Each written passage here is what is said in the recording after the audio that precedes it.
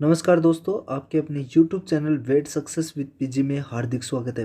दोस्तों, आज हम बात करने वाले हैं क्रोमोसोम्स यानी जेनेटिक्स का जो नेक्स्ट हमारा पार्ट है। नेक्स्ट जो हमारा टॉपिक है वो है क्रोमोसोम। क्रोमोसोम के बारे में हम पूरी डिटेल के साथ इस वीडियो के अंदर जानने वाले हैं कि क्रोमोसोम वास्तव में होता क्या है और कौन कौन से जो तत्व है उनसे मिलकर बना होता है और क्या क्या किस प्रकार की ये संरचना होती है। सारी डिटेल हम इस वीडियो के अंदर जानने वाले हैं। तो सबसे पहले हम बात कर लेते हैं क्रोमोसोम के बारे में।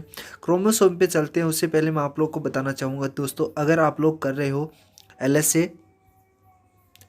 ए और वेटनरी की किसी भी स्टेट से तैयारी कर रहे हो, यानी किसी भी स्टेट के कैंडिडेट हो आप और उसका जो वेटनरी लाइफ स्टॉक इंस्पेक्टर या लाइफ स्टॉक असिस्टेंट की तैयारी कर रहे हो, तो आप लोग हमारे इस यूट्यूब चैनल को सब्सक्राइब कीजिए, क्योंकि यहाँ पे आप लोगों को पल पल की अपडेट मिलती रहेगी और इसके साथ साथ जो थ्योरी पार्ट है सभी सब्जेक्टों के वो आप लोगों को मिलते रहेंगे यहाँ पे फ्री ऑफ कॉस्ट।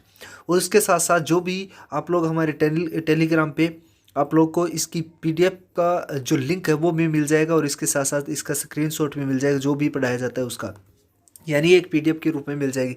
तो वहाँ पे जाके आप लोग जल्दी से जल्दी पढ़ सकते हो इसको। इसके साथ हमारे व्हाट्सएप ग्रुप से भी जुड़िए और चैनल पे पहली बार विजिट करते हो इस चैनल को सब्सक्राइब जरूर करें, अपने दोस्तों में शेयर करें और इस वीडियो को, अगर वीडियो अच्छा लगे तो वीडियो को लाइक जरूर करें। ठीक है दोस्तों, तो चलिए स्टार्ट करते हैं क्रोमोसोम्स के बारे में।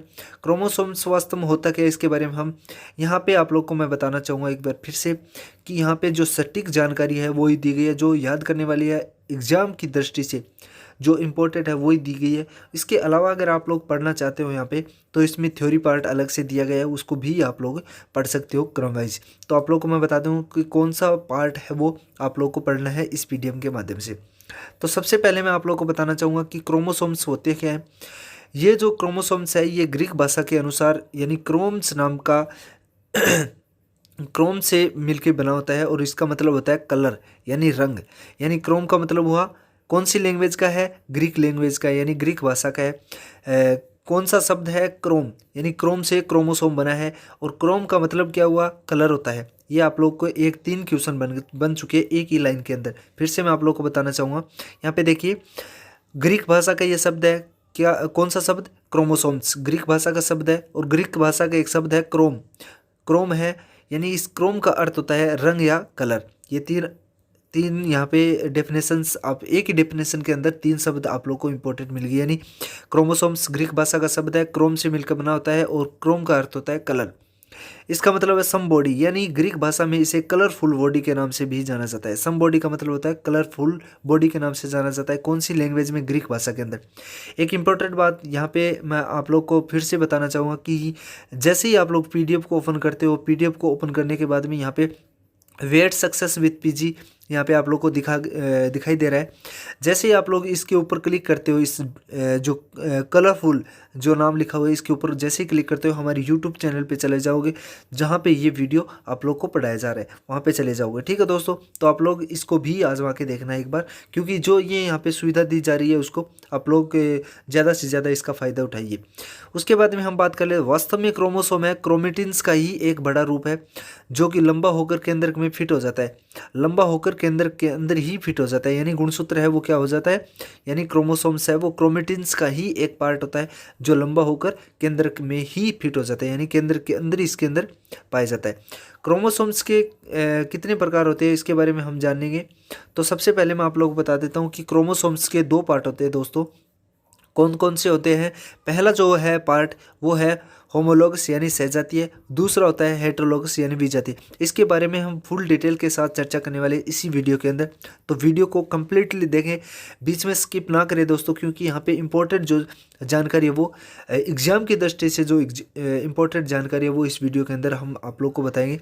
आप वीडियो को 1 से 2 बार देखोगे, उसके बाद में आप लोग को पता चल जाएगा कि वीडियो के अंदर कितना यूजफुल मैटर दिया गया है। और इसके साथ साथ मैं आप लोग को एक इम्पोर्टेंट बात बताऊं कि यहाँ पे जितने भी आप लोग को, जैसे मान लीजिए जेनेटिक्स का भी पार्ट चल रहा है, जेनेटिक्स का पार्ट चल रहा है, मान लीजिए 15 पार्टों के अंदर ये जेनेटिक्स कंप्लीट हुई है, यानी 15 वीडियो के अंदर आप लोग की ये जेनेटिक्स कंप्लीट हो चुकी है।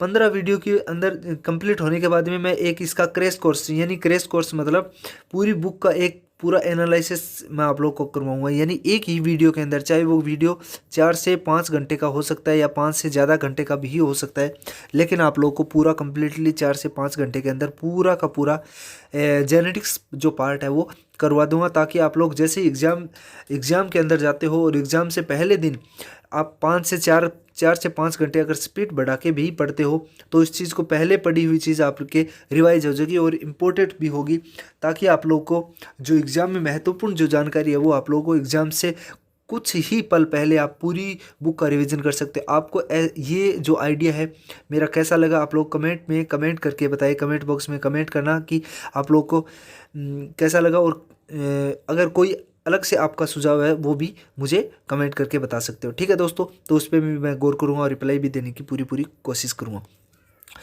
यहाँ पे बात कर रहे थे क्रोमोसोम 2 प्रकार के, होमोलोगस और हेटेरोलोगस। ठीक है दोस्तों, यानी सहजातीय और विजातीय। अब हम बात कर लेते हैं कि होमोलोगस जो क्रोमोसोम है, यानी जो सहजातीय क्रोमोसोम है वो होते कौन से या किस प्रकार के होते हैं। होमोलोगस जो क्रोमोसोम्स है एक ही जोड़ी में गुणसूत्र के जिन पर पाए जाने वाले जीन के प्रकार का क्रम में समानताएं होती है, जिन्हें होमोलोगस क्रोमोसोम कहते हैं। ये डेफिनेशन है, इस डेफिनेशन के अकॉर्डिंग मैं आप लोग को यहाँ पे पूरा विस्तार से समझाने की कोशिश कर रहा हूँ दोस्तों। यहाँ पे देखिए एक ही जोड़ी के गुणसूत्र, यहाँ पे इंपॉर्टेंट बात लिखी है, एक ही जोड़ी के, यानी एक ही जोड़े के गुणसूत्र जिन पे पाए जाने वाले जीन के प्रकार क्रम में समानता रखते हैं, यानी प्रकार में और क्रम में दोनों में क्या रखेंगे, समानता रखेंगे। अब आप लोग को मैं बता देता हूँ कि एक ही जोड़ी, मान लीजिए ये गुणसूत्र है 1 और ये गुणसूत्र है 2, यानी सेकंड वाला, ये ए गुणसूत्र है, ये बी गुणसूत्र है, यानी ये जोड़ा तो एक ही हो गया। इन दोनों गुणसूत्रों में मान लीजिए किसी भी प्रकार का जीन है, मान लीजिए यहाँ पे ये जीन है, यहाँ पे ये जीन है, थोड़ा सा कलर चेंज कर लेता हूँ मैं, यहाँ पे ये जीन है और यहाँ पे ये जीन है, दोनों के मतलब एक ही क्या है, जोड़ा एक ही है, और जोड़े के अंदर जो गुणसूत्र है, जो जीन है वो इसका प्रकार और इसका प्रकार, यानी ए जीन का प्रकार और बी जीन का प्रकार है वो समान है। क्रम क्या है, क्रम ये यहाँ पे है तो ये भी मध्य में है, यहाँ पे मध्य में है, ए वाला जीन मध्य में है तो बी वाला भी मध्य में है, तो दोनों के जो क्रम है वो भी समान होंगे। ये क्या होंगे, ये कौन से किस प्रकार के जीन कहलाएंगे या क्रोमोसोम कहलाएंगे, होमोलोगस प्रकार के क्रोमोसोम कहलाते हैं। एक बार फिर से मैं आप लोगों को बता देता हूँ, यहाँ पे बता देता हूँ, थोड़ी सी खाली जगह देखिए, यहाँ पे देखिए ये कोई ए जीन है और ये कोई बी जीन है, यानी क्रोमोसोम्स है। इसके ऊपर यहाँ पे मान लीजिए ये जीन पाया जाता है, ए के ऊपर ये ऊपर की तरफ जीन है और बी के ऊपर भी ऊपर की तरफ जीन है, ये एक ही जोड़ी के अंदर है, यानी ये जोड़ा हो गया, एक फर्स्ट और सेकंड दोनों को मिलके क्या हो गया, एक जोड़ा हो गया। इन जोड़े में प्रकार, इसका प्रकार सेम है और इसका प्रकार भी सेम है, इसका क्रम भी सेम है और इसका क्रम भी सेम है। ये क्या कौन से क्रोमोसोम कहलाएंगे, होमोलोगस प्रकार के क्रोमोसोम कहलाते हैं। ठीक है दोस्तों, मैं आशा करता हूँ कि आप लोग को समझ में आ गया। इसके बारे में बात कर लेते हैं कि ये अर्धसूत्री विभाजन या कौन से विभाजन के अंदर बनते हैं। तो यहाँ पे अर्धसूत्री जो विभाजन है, इस विभाजन के दौरान होने वाले क्रॉसिंग ओवर में जीन विनिमय में, यानी क्रॉसिंग ओवर का मतलब हो गया जीन विनिमय, इन होमोलोगस यानी क्रोमोसोम के मध्य ही होता है। यानी अर्धसूत्री विभाजन है वो होमोलोगस जीन है इसके, यानी होमोलोगस क्रोमोसोम है, इसी के अंदर ये प्रक्रिया होती है। सेकंड जो हमारा है वो है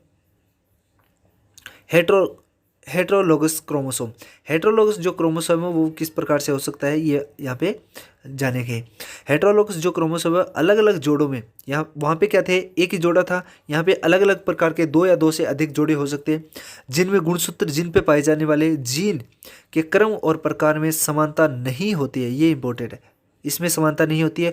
होमोलोगस में समानता होती थी, हेटेरोलोगस में समानता नहीं होती है, हेटेरोलोगस क्रोमोसोम कहलाते हैं। अब आप लोग को मैं थोड़ा सा विस्तार से बता देता हूँ। यहाँ पे देखिए, यहाँ पे थोड़ा सा मैं आप लोग को बता देता हूँ कि मान लीजिए ये वाला होमोलोगस है, ये 1 और ये सेकंड, ये एक पूरा जोड़ा बन गया। ठीक है, अब यहाँ पे हेटेरोलोगस की बात करते हैं, ये एक जोड़ा है, ये पूरा सेकंड जोड़ा है ये, ठीक है, और ये थर्ड जोड़ा है, ये 3 एक जोड़े हो गए। ये पहला जोड़ा है, इस पहले जोड़े के होमोलोगस की बात करें, ये पहला जोड़ा है होमोलोगस का है, होमोलोगस हो गया, और ये ये तीनों हो गए हेटेरोलोगस, हेटेरोलोगस। ठीक है दोस्तों, अब यहाँ पे जोड़े की, एक ही जोड़े की बात कर रहे हैं। पहले होमोलोगस की बात करते हैं, तो पहले में एक ही जोड़े के अंदर जो जीन्स है, मान लीजिए यहाँ पे पाया जा रहा है, इसके अंदर यहाँ पे पाया गया है। इसका जो क्रम है, क्रम और प्रकार दोनों समान होंगे, एक ही जोड़े के अंदर है। लेकिन इसमें क्या होंगे, इसका यहाँ पे मान लीजिए ये जोड़ा पहला जोड़ा है, इस जोड़े के अंदर यहाँ पे जीन है, इसी जोड़े के अंदर यहाँ पे जीन है। सेकंड जोड़े में यहाँ पे जीन है और एक जीन यहाँ पे है। थर्ड जोड़े में एक जीन यहाँ पे है और एक जीन यहाँ पे। ये जोड़े होंगे, थे फर्स्ट जोड़ा, सेकंड जोड़ा और थर्ड जोड़ा, ये तीन जोड़े हो गए। इन तीनों जोड़ों में जो गुणसूत्र है यानी जीन्स है वो अलग अलग जगह पे होंगे, यानी अलग अलग प्रकार के होंगे, अलग अलग क्रम में होंगे। ये हेटेरोलोगस हो गया, ये होमोलोगस हो गया। मैं आशा करता हूँ कि आप लोग को अच्छे से समझ में आ गया होगा। फिर से एक बार रिवाइज करोगे तो फिर से आप लोग को समझ में आ जाएगा, अच्छे से समझ में आएगा। ठीक है दोस्तों, तो मैं यहाँ पे आगे चलते हैं हम। यहाँ पे देखिए दोस्तों, मॉर्फोलॉजिक्स यानी संरचना के आधार पर क्रोमोसोम्स है वो कितने प्रकार के होते हैं, ये भी हम जानने वाले हैं इसी वीडियो के अंदर। यानी पूरा जो क्रोमोसोम्स जो चैप्टर है वो हम इस वीडियो के अंदर जानने वाले हैं। तो ये जो है ये चार प्रकार के पाए जाते हैं। कौन से? संरचना के आधार पर, यानी किस प्रकार की संरचना होती है क्रोमोसोम्स की, किस प्रकार की संरचना पाई जाती है, या संरचना के आधार पे क्रोमोसोम्स है वो चार प्रकार के होते हैं। कौन कौन से होते हैं तो हम विस्तार से इस जानने वाले हैं। तो पहला जो प्रकार है पहला जो प्रकार है वो मेटासेंट्रिक हो गया। यानी मेटासेंट्रिक का मतलब गुणसूत्र के बीच में ही केंद्रक पाया जाता है। मान लीजिए ये गुणसूत्र है, ये गुणसूत्र है और इस गुणसूत्र के बीच में ही क्रोमोसोम या केंद्रक इस गुणसूत्र के बीच में पाया जाता है। ठीक है। सेकंड क्या है दोस्तों? सेकंड है सब मेटासेंट्रिक, यानी इसके अंदर क्या होता है, गुणसूत्र के बीच वाले भाग से थोड़ा किनारे की तरफ के अंदर पाया जाता है। यहाँ पे देखिए, यहाँ पे कंप्लीटली मैं आप लोग को समझाने की पूरी कोशिश कर रहा हूँ। यहाँ पे ये गुणसूत्र है, यहाँ पे गुणसूत्र है, और गुणसूत्र का ये जो सेंटर वाला पार्ट है, यहाँ पे देखिए ये सेंटर वाला पार्ट है, इस सेंटर वाले पार्ट से थोड़ा सा ऊपर की तरफ पाया जाता है। ठीक है, ये आप लोग को समझ में आ गया होगा। एक्रोसोनिटिक है 3 नंबर पार्ट, इसमें केंद्र का गुणसूत्र के किनारे की तरफ पाया जाने वाला, यानी किनारे के पास में पाया जाता है। यहाँ पे देखिए आप लोग को, यहाँ पे देखिए ये इसमें बोला गया है कि किनारे की तरफ पाए जाते हैं। ये गुणसूत्र है, इस गुणसूत्र में यानी ये यहाँ पे मिडल साइज है, मिडल से थोड़ा सा ऊपर पाया जाएगा, ये मिडल वाला है केंद्र, और यहाँ पे किनारे की तरफ पाया जाएगा। ठीक है, ये समझ में आ गया होगा। उसके बाद में टेलोसेंट्रिक है। टेलोसेंट्रिक का मतलब टी जैसी आकृति बन जाएगी, यानी ऊपर बीच में ऊपर की सबसे ऊपर पाया जाएगा, लेकिन टी जैसी आकृति बन जाएगी। यहाँ पे ये बन गया और यहाँ पे पाएगा तो ये बीच में से टूट के एक दूसरी आकृति बना लेगा, ये टी जैसी आकृति बना लेता है। इस प्रकार से नहीं समझ में आया तो ये देखिए, यहाँ पे मान लीजिए ये इस प्रकार से है, ये इस प्रकार से टी जैसी आकृति बना लेती है। फिर से मैं आप लोग को एक अलग से स्लाइड में समझाने की पूरी कोशिश करूँ। यहाँ पे देखिए ये थोड़ा सा डायग्राम है, इस डायग्राम के थ्रू आप लोग समझ सकते हो। जो पहले वाला है सेंट्रोमेयर यानी केंद्रक है, वो कहाँ पे? मेटासेंट्रिक के अंदर, बीच में सेंटर के अंदर पाया जाता है। सब मेटासेंट्रिक के अंदर थोड़ा सा यानी बीच यहाँ पे है, बीच वाले भाग से थोड़ा सा ऊपर की तरफ पाया जाता है। और एक्रोसोनिक है, इसके ऊपर के यानी किनारों के ऊपर की तरफ थोड़ा सा, बिल्कुल ये यहाँ पे देख सकते हो आप लोग, देखिए ये वाले जो पार्ट है, ये वाले पार्ट थोड़ी सी संरचना ऐसी है जो ऊपर की तरफ है। ठीक है, यहाँ पे मैं आप लोग को समझाने की कोशिश करूँगा। यहाँ पे देखिए, यहाँ पे अगर यहाँ पे हो तो कैसी कंडीशन होगी, इसी प्रकार की यहाँ पे कंडीशन दिखाई दे रही है। उसके बाद में जो है टेलोसेंट्रिक है, और टेलोसेंट्रिक में क्या होगा, दो गुणसूत्र ऐसे हैं और गुणसूत्र के बीच ऊपर की तरफ यहाँ पे जो लास्ट पायदान है, उस लास्ट पायदान पे यहाँ पे क्या है, किनारों पे यहाँ पे जो केंद्रक है वो स्थित है। तो यहाँ पे आप लोग देख सकते हो इस प्रकार की आकृति यहाँ पे बनी गई है टेलोसेंट्रिक के अंदर। मैं आशा करता हूँ कि आप लोग को समझ में आ रहा होगा हर एक चीज़। अगर नहीं समझ में आ रहा तो फिर से एक बार इस वीडियो को देखिए। यहाँ पे फिर से मैंने एक स्लाइड लगाई है, उस स्लाइड में आप लोग अच्छे से देख सकते हो। यहाँ पे देखिए मेटासेंट्रिक बीच में है, सेंटर के बीच में केंद्रक पाया जाता है। सब मेटासेंट्रिक केंद्र के थोड़ा सा जो सेंटर पार्ट है उससे थोड़ा सा ऊपर की तरफ पाया जाता है। एक्रोसेंट्रिक है वो किनारे से थोड़ा बिल्कुल नज़दीक में पाया जाता है, देखिए यहाँ पे। और टेलोसेंट्रिक है वो बिल्कुल किनारे के ऊपर पाया जाता है। इस प्रकार से टी जैसी आकृति आप लोग को दिखाई देती है। अगर दो दो गुणसूत्र यहाँ पे पाए जाते हैं, दो गुणसूत्र अगर है तो यहाँ पे आप लोग को इस प्रकार से टी जैसी आकृति दिखाई देगी। उसके बाद में हम बात कर लेते हैं, यहाँ पे इंग्लिश वर्जन दिया गया है। इस इंग्लिश वर्जन को आप लोग अच्छे से पढ़ सकते हो अगर PDF डाउनलोड करते हो तो। PDF डाउनलोड इसमें इसके अंदर इतना मैटर दिया गया है, आप लोग अगर पढ़ोगे तो इतनी नॉलेज आप लोग को मिलेगी। लेकिन LSA या पशुधन सहायक की तैयारी करने वाले कैंडिडेटों के लिए इतना डीपली मैटर जो है वो एग्जाम की दृष्टि से उपयोगी नहीं है। अगर आप पढ़ना चाहते हो तो इसको पढ़ लीजिएगा एक बार डाउनलोड भी करके। और उसके बाद में मैंने यहाँ पे जो पार्ट दिया है वो इंग्लिश और हिंदी दोनों वर्जन में दिया गया है, इसको अच्छे से पढ़ सकते हो, ठीक है दोस्तों। उसके बाद में हम कुछ इंपॉर्टेंट जो फैक्ट है उन पे भी हम जानेंगे कि प्यूरिन कौन से होते हैं, पिरामिडिन्स कौन से होते हैं, जो एडिनिन है, ग्वानिन है, वो क्या क्या होते हैं। पहले भी मैंने एक वीडियो इससे पहले वाले वीडियो है उसमें पूरी डिटेल के साथ जानकारी दी है, तो आप लोग उसको भी पढ़ सकते हो, ठीक है दोस्तों। उसके बाद में हम बात कर लेते हैं कि दोस्तों गुणसूत्र कौन से जानवर में कितने पाए जाते हैं, इसके बारे में भी हम इसी वीडियो के अंदर चर्चा करने वाले। यानी कंप्लीट जो गुणसूत्र वाला चैप्टर है वो कंप्लीट इसी वीडियो के अंदर हम कंप्लीट करवाएंगे, ताकि आप लोग को कहीं दूसरी जगह से कोई भी मैटर प्राप्त करने की आवश्यकता ना हो। मैं आशा करता हूं कि आप लोगों को वीडियो अच्छा लग रहा है। वीडियो अच्छा लग रहा है तो इस वीडियो को लाइक जरूर करें दोस्तों, क्योंकि लाइक करने से हमारा जो मनोबल है वो बढ़ता है थोड़ा सा, और अच्छे से अलग जो नेक्स्ट वीडियो बनाएंगे वो अलग से बनाएंगे और अच्छी क्वालिटी के साथ और अच्छे जो मेहनत करके बनाएंगे। तो यहाँ पे देखिए दोस्तों, विभिन्न पशुओं में क्रोमोसोम्स की जो संख्या है वो आप लोगों को मैं बता देता हूँ कि कौन से जानवर के अंदर यानी कौन से एनिमल्स के अंदर कितनी पाई जाती है क्रोमोसोम्स की संख्या। अगर ह्यूमंस की बात करते हैं, मेल या फीमेल की बात करते हैं, जो मैन है उसकी बात करते हैं तो 46 पाए जाते हैं, ठीक है दोस्तों। आप लोग जानते हो 23 जोड़े होते हैं, 23 जोड़ी और 46 टोटल गुणसूत्र पाए जाते हैं। उसके बाद में बात कर लेते हैं काऊ की बात करते हैं तो काऊ के अंदर कितने होते हैं, और काऊ के अंदर 60 गुणसूत्र पाए जाते हैं। बुफेलो के अंदर बात करते हैं, दो प्रकार की बुफेल्स होती है, एक होती है पानी वाली यानी रिवर्स, और एक होती है सवान्स। रिवर होगी उसमें 50 गुणसूत्र पाए जाएंगे और समान होगी उसमें 48 पाए जाते हैं, ठीक है दोस्तों। और उसके बाद में हॉर्स के अंदर 64 या 64 पाए जाते हैं। गोट के अंदर 60 यानी 60 पाए जाते हैं। सीप के अंदर 54 यानी 54 पाए जाते हैं। पिग है उसके अंदर गुणसूत्र की संख्या 38 पाई जाती है। कैट के अंदर 38 पाई जाती है। डॉग के अंदर 78 पाई जाती है, ठीक है दोस्तों। आप लोग एक फिर से मैं रिवाइज करूँगा आप लोगों को। पोल्ट्री के अंदर 78 पाए जाते हैं। कैमल के अंदर 74 पाए जाते हैं। मंकी के अंदर 42 पाए जाते हैं। माउस के अंदर 40 पाए जाते हैं यानी 40 पाए जाते हैं। इसके बाद में हम बात कर लेते हैं रेबिट के अंदर 44 पाए जाते हैं, और डोर्सोफिल जो मक्खी होता है जिसके अंदर 8 ही पाए जाते हैं। यहाँ पे फिर से मैं आप लोग को रिवाइज करवा देता हूँ एक बार, फिर से मेरे साथ एक बार दोहराने की पूरी कोशिश करें आप लोग। यहाँ पे देखिए दोस्तों, काऊ के अंदर 60 पाए जाते हैं। काऊ के अंदर जो गुणसूत्र है उसकी संख्या 60 होती है, यानी कैटल्स के अंदर 60 होती है। बुफेलो के अंदर जो पानी वाली यानी रिवर्स है, रिवर्स के अंदर 50 पाए जाते हैं। सवान्स है उसके अंदर 48 पाए जाते हैं। हॉर्स के अंदर 64 पाए जाते हैं। गोट के अंदर 60 पाए जाते हैं। सीप के अंदर 54 पाए जाते हैं। पिग के अंदर 38 यानी 38 पाए जाते हैं। कैट के अंदर भी 38 पाए जाते हैं। डॉग के अंदर 78 यानी 78 पाए जाते हैं। पोल्ट्री के अंदर 78 पाए जाते हैं, और कैमल के अंदर 74 पाए जाते हैं, और मंकी के अंदर 42 पाए जाते हैं, और रेबिट के अंदर है वो 44 पाए जाते हैं, और माउस के अंदर 40 पाए जाते हैं, और रेबिट के अंदर 44 पाए जाते हैं। डोर्साफिल जो मक्खी है उसके अंदर 8 पाए जाते हैं, ठीक है दोस्तों। मैं आशा कर रहा हूँ कि आप लोग को ये वीडियो पसंद आ रहा है। अगर आप बात करें इंपॉर्टेंट बात करें, प्राणियों में सबसे अधिक क्रोमोसोम कौन से जानवर में पाए जाते हैं, तो जलीय चूहा है उसके अंदर पाए जाता है। उस जलीय चूहे को केकड़ा या भक्स चूहा भी कहा जाता है। यानी अन्य नाम की बात करें जलीय चूहे की, उसका नाम है केकड़ा, और भक्स चूहे के नाम से भी इनको जाना जाता है। इसके अंदर जो गुणसूत्र है वो सबसे ज़्यादा पाए जाते हैं।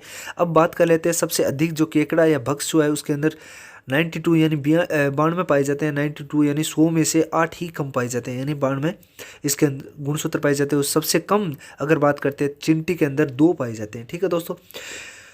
चींटी के अंदर सबसे कम यानी 2 पाए जाते हैं गुणसूत्र की संख्या। उसके बाद में बात कर लेते हैं क्रोमोसोम्स की संख्या में विभिन्नता, यानी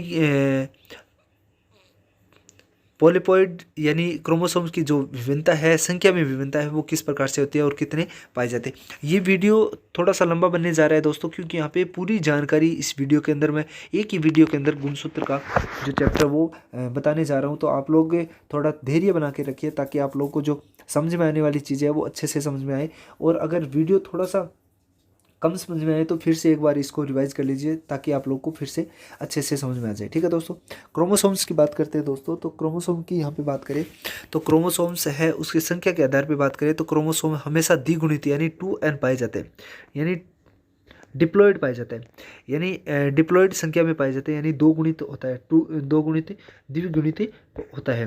इस डिप्लॉयड संख्या में निम्न विशेषता हो सकती है या विभिन्नता भी हो सकती है। इसमें दो प्रकार से होते हैं, एक हिप्लॉयड होता है जो n गुणित या अगुणित होता है, इसमें हम n से दर्शाते हैं, इसमें दो का भाग नहीं लगता है। अगुणित प्रणाली प्रजनन योग्य भी नहीं होते हैं। अगुणित जो जिस भी प्राणी के अंदर या एनिमल्स के अंदर अगुणित गुणसूत्र पाए जाते हैं, इसमें दो का भाग नहीं जाता है और ये प्रजनन योग्य नहीं होते, यानी प्रजनन नहीं कर सकते या नेक्स्ट संतति उत्पन्न नहीं कर सकते, या कह सकते हैं स्टर्लिन या नपुंसक होते हैं, ये नपुंसक होते हैं। अब बात कर लेते हैं एग्जाम्पल के थ्रू बात करें तो ये कौन कौन से होते हैं। देखिए घोड़े के अंदर 64 होते हैं, तो ये घोड़ा क्या होता है, नेक्स्ट जो संतान है वो पैदा कर सकता है। गधा जो है 62 होता है, ये भी नेक्स्ट यानी सी डंकी जिसके अंदर क्या होता है 62 गुणसूत्र पाए जाते हैं, जो नेक्स्ट संतान है वो उत्पन्न कर सकता है। दोनों को मिला के और दो से डिवाइड करेंगे तो जो इनके साथ क्रॉस करवाने से, यानी दोनों आपस में घोड़े और गधे यानी सी यानी फीमेल्स जो डंकी है या डंकी कह सकते हैं, डंकी को क्या करेंगे, दोनों को क्रॉस करवाएंगे तो जो संतान उत्पन्न होगी वो होगी हीनी। हीनी उत्पन्न होगी तो इसका जो गुणसूत्र है वो 63 यानी 63 गुणसूत्र पाए जाते हैं। ये क्या होंगे, स्टर्लिन पाए होते हैं, यानी ये नपुंसक होते हैं जो कभी भी नेक्स्ट संतान उत्पन्न नहीं कर सकते। उसके बाद में बात कर लेते हैं पॉलीप्लॉइड बहुगुणित। इसमें गुणसूत्र के दो से अधिक सेट पाए जाते हैं, पूरा सेट एक साथ जुड़ता है। पूरा सेट क्या होता है, एक साथ ही इसमें जुड़ता है। पॉलीप्लॉइड हो गए। अब बात कर लेते हैं इसमें पॉलीप्लॉइड कौन कौन से हो सकते हैं। तो एक होता है 3n ट्रिप्लॉइड के नाम से जाना जाता है। आप लोग को ये नाम ही काफ़ी होते हैं दोस्तों, क्योंकि यहाँ पे इतनी डीपली से नहीं पूछे जाते हैं, लेकिन इसके एग्जाम्पल्स जो हैं वो क्वेश्चन में आ जाते हैं कि ट्रिप्लॉइड कौन सा होता है, ट्राइप्लॉइड कौन सा होता है, पेंटोप्लॉइड कौन सा होता है। तो यहाँ पे देखिए ट्रिप्लॉइड है वो 3n के नाम से जाना जाता है। 4 अगर n है यानी 4 गुणित है या 4 गुणी है वो ट्रेटाप्लॉइड होगा, और 5 गुणी अगर कोई भी संरचना है वो पेंटाप्लॉइड हो जाएगा। उसके बाद में हम बात कर लेते हैं हेप्लॉइड जो है, हेट्रोप्लॉइड या विषम गुणिता है वो किस प्रकार से होगी। जो हेट्रोप्लॉइड है विषम गुणिता है, उसमें गुणसूत्रों की जो द्विगुणित संख्या है में से या दो से क्रोमोसोम्स की जो हानि होती है अथवा प्राप्ति होती है, इसमें से केवल गुणसूत्र को हटाया जाता है। हेट्रोप्लॉइड है, इसमें गुणसूत्र जितने भी गुणसूत्र है, इस गुणसूत्रों में से किसी भी एक या दो गुणसूत्र को हटाया जा सकता है। इस प्रकार की से बनने वाली जो संरचना है वो हेट्रोप्लॉइड के नाम से जानी जाती है। वो किस प्रकार से होगी, एग्जाम्पल के थ्रू मैं आप लोग को बताना चाहूँगा। यहाँ पे देखिए 2n-1 अगर निकाल दिया, यानी दो गुणी कोई संरचना है, मान लीजिए किसी भी मनुष्य की बात करते हैं हम, तो 23 जोड़ी गुणसूत्र होंगे। 23 मल्टीप्लाई करते हैं तो 46 में 1 निकालते, एक गुणसूत्र अगर निकालते हैं, यानी टोटल जो गुणसूत्र की संख्या 45 हो जाती है। उस 45 गुणसूत्र वाली जो संख्या है, उस प्रकार की संरचना, इस गुणसूत्र से बनने वाली जो संरचना है उसको हम नाम देंगे मोनोसोनिक। यानी सिंपल शब्दों में हम समझे तो यहाँ पे 2n-1 के नाम से जानेंगे मोनोसोनिक। 2n-2 निकाल देंगे, यहाँ पे 45-1 और निकाल देंगे, आप फिर कह सकते हैं 46-2 निकालेंगे, यानी 44 बच गए यहाँ पे। इस 44 जो संरचना है, इस 44 वाली संरचना को हम नीलसोनिक कहेंगे। अगर 2n+1 कहेंगे, अगर इस एग्जाम्पल के थ्रू बात करें तो 46+1 के नाम से, यानी 47 जो गुणसूत्र हो गए, इस संख्या को हम क्या कहेंगे, ट्राइसोनिक के नाम से जानेंगे। अगर दो जोड़ दिए 46+2 या कह सकते हैं 48, यहाँ पे गुणसूत्रों की संख्या टोटल 48 हो गई, इस संख्या को क्या कहेंगे हम, ट्रेटासोनिक। ये यहाँ पे फिर से आप लोगों को बताना चाहूँगा दोस्तों कि यहाँ पे 2n-1 के नाम से जानेंगे तो मोनोसोनिक होगा, 2n-2 के नाम से न्यूलसोनिक होगा, 2n+2 के नाम से जानेंगे ट्राइसोनिक होगा, 2n+2 के नाम से जानेंगे तो ट्रेटासोनिक के नाम से जानी जाती है। ये जो है ये संरचना हो गई हेट्रोप्लॉइड यानी विषम गुणिता के आधार पे 4 प्रकार के हो गए। उसके बाद में हम बात कर लेते हैं हेप्लॉइड और डिप्लॉइड के नाम से जाने वाले जो गुणसूत्र है उसकी संरचना मैंने यहाँ पे बनाई है और उस आसानी से आप लोग को समझ में भी आएगी। यहाँ पे देखिए दोस्तों, सिंपल शब्दों में हम बात करें तो यहाँ पे हेप्लॉइड है, हेप्लॉइड के अंदर एक ही संरचना पाई जाती है। देखिए एक एक संरचना है, हेप्लॉइड यानी एन गुणित है। डिप्लॉइड के अंदर दो दो गुणसूत्र यानी दो दो जोड़े के अंदर हो गए, यहाँ पे ये जोड़ा हो गया, यहाँ पे ये जोड़ा हो गया, यहाँ पे ये थर्ड जोड़ा हो गया, ये डिप्लॉइड हो गया यानी दो दो जोड़े के अंदर पाए जाते हैं। यहाँ पे सिंगल है, देखिए तीनों सिंगल है, यहाँ पे डबल डबल के रूप में ये डिप्लॉइड के नाम से जाना जाता है। अब डिप्लॉइड की बात करते हैं, डिप्लॉइड में क्या होगा, तीन तीन के जोड़े के साथ यहाँ पे 1 2 3 तीन संरचना होगी, 1 2 3 होगी, 1 2 3 होगी। ये तीनों जो संरचना है, ये तीनों संरचना अगर तीन अलग अलग रहती है तो भी ट्रिप्लॉइड कहलाएंगे, और तीनों संरचना एक मिक्स होती है तो भी 3n इसके साथ मिक्स हुए तो ट्रिप्लॉइड के नाम से जानी जाती है। उसके बाद में टेट्राप्लॉइड यानी 4n के नाम से जानी जाती है। तो चार चार संख्या 1 2 3 4 5 यानी 4 तक यहाँ पे संख्या है, 1 2 3 4 चार संख्या होगी। यहाँ पे देखिए 1 2 3 और 4 ये भी चार संख्या हो गई। इसके इन चारों संख्याओं का एक समूह बन गया, इन चारों संख्याओं का एक समूह बन गया और इन चारों संख्याओं का एक समूह बन गया। इन चारों संख्याओं हम क्या कहेंगे, 4n के नाम से जाना जाता है। अगर टर्म्स के अकॉर्डिंग बात करें, वैज्ञानिक टर्म्स के अकॉर्डिंग बात करें तो टेट्राप्लॉइड के नाम से इनको जाना जाता है। अगर इसी प्रकार से 5 संख्या होगी तो उसको किस नाम से जानेंगे, 6 संख्या होगी तो अलग नाम से जानेंगे। तो इस प्रकार से मैंने जो इंपॉर्टेंट जो बातें थी वो आप लोग को बता दी है, ये इंपॉर्टेंट टॉपिक है। उसके बाद में ट्रांसक्रिप्शन क्या होता है, इंपॉर्टेंट बात है दोस्तों। ट्रांसक्रिप्शन जो है पिछली जो एग्जाम्स हुए थे वेटरनरी लाइफ स्टॉक के, उसमें ये क्वेश्चन आया था, जो डीएनए से आरएनए बनने वाली जो प्रतिलिपि है या फिर कह सकते हैं जो प्रोसेस है उसको हम क्या किस नाम से जानेंगे, तो ये हो गया ट्रांसक्रिप्शन।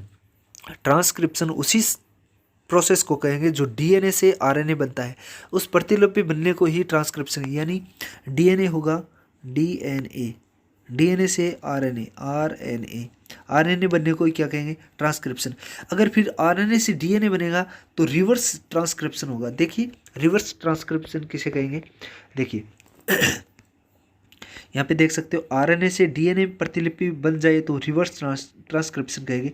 रिवर्स या रेट्रोवायरस के नाम से जाना जाता है। रेट्रोवायरस के अंदर या कह सकते हैं एडिस का जो वायरस होता है रेट्रोवायरस, उसी के अंदर ये प्रोसेस होती है। रिवर्स जो ट्रांसक्रिप्शन होता है यानी आरएनए से वो डीएनए बनता है, लेकिन ट्रांसक्रिप्शन में क्या होता है, डीएनए से आरएनए बनता है। ठीक है, तो मैं आशा कर रहा हूँ कि ये वीडियो आप लोगों को अच्छा लग रहा है और समझ में आ रहा है। अगर आप लोग पहली बार हमारे इस यूट्यूब चैनल पे हो तो चैनल को सब्सक्राइब करें दोस्तों, और इसी प्रकार के वीडियो आप लोग को मिलते रहेंगे, इसी प्रकार की थ्योरी पार्ट आप लोग को मिलते हैं। इसके बाद थ्योरी कंप्लीट होने के बाद में आप लोग को मिलेंगे पूरे 500 क्वेश्चन प्रत्येक सब्जेक्ट, यानी जेनेटिक्स से 500 क्वेश्चन, एनाटॉमिक्स के 500 क्वेश्चन, फिजियोलॉजी के 500 क्वेश्चन, इस प्रकार से सभी सब्जेक्टों के आप लोग के 500 क्वेश्चन मिलने वाले हैं। तो आप लोग हमारे साथ जुड़े रहे और ज़्यादा से ज़्यादा दोस्तों में इसका जो टेलीग्राम से लिंक है, यूट्यूब का लिंक है, वो लिंक शेयर करें। बैक्टीरियोप्लॉइज क्या होता है, बैक्टीरियोफेज वे वायरस जो जीवाणु को संक्रमित कर देते हैं उन्हें बैक्टीरियोफेज कहते हैं, यानी जो वायरस जीवाणु को ही खुद को संक्रमित कर देते हैं उसको क्या कहेंगे, बैक्टीरियोफेज। ये सीधी सीधी जो डेफिनेशन है दोस्तों याद करने वाली है, ताकि आप लोग क्या कर सकते हो एग्जाम की दृष्टि से ये महत्वपूर्ण जो टर्म्स है। उसके बाद में हम ट्विंस को किस नाम से जान सकते हैं, दो नामों से जान सकते हैं। एक मोनोजाइगोट होता है, एक डाइजाइगोट है। मोनोजाइगोट है वो क्या होता है, डाइजाइगोट है वो क्या होता है, इसी वीडियो के अंदर कंप्लीटली जानने वाले हैं। मोनोजाइगोट है वो एक ही अंडाणु के से मिलकर बना होता है। देखिए मोनोजाइगोट ये अंडाणु तथा एक शुक्राणु के निषेचन से पैदा होते हैं। इसकी संरचना एवं बनावट एक जैसी होती है, इसलिए इसे आइडेंटिकल ट्विन या आइडेंटिकल ट्विन भी कहते हैं, आइडेंटिकल ट्विन्स भी कहते हैं। देखिए एक ही अंडाणु एक ही शुक्राणु से निषेचन से पैदा होते हैं, इसकी संरचना बनावट एक जैसी होती है। जैसे मान लीजिए मैं यहाँ पे आप लोग को कंप्लीटली समझाने की पूरी कोशिश करूँगा। यहाँ पे देखिए थोड़ी सी जगह मिल गई है, यहाँ पे देखिए मान लीजिए एक ही फीमेल है, ये राइट ओवरी है, ये लेफ्ट ओवरी है। इस ओवरी के अंदर एक ही ओवम गया, ये वाली ओवरी है, ये राइट ओवरी के अंदर, यहाँ पे मैं आप लोग को बता देता हूँ, ये राइट ओवरी है।